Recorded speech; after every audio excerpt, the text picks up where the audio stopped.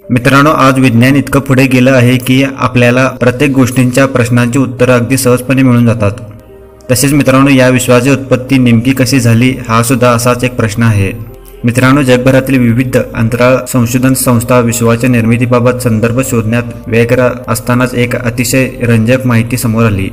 विश्वनिर्मिती कशी झाली या प्रश्नाचं उत्तर बिग बँग थिअरीमध्ये देण्यात आले आहे। असे म्हणतात की विश्वाची निर्मिती एका गडद अशा तप्तबिंदूपासून झाली होती।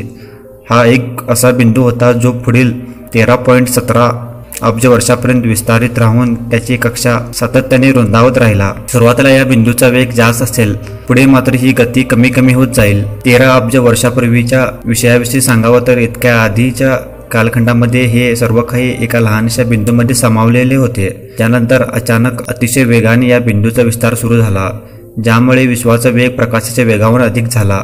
भौतिकशास्त्रज्ञ एलन गुथ यांनी 1980 मध्ये मांडलेल्या सिद्धांतानुसार हा ब्रह्मांडीय इन्फ्लेशनचा कालावधी होता।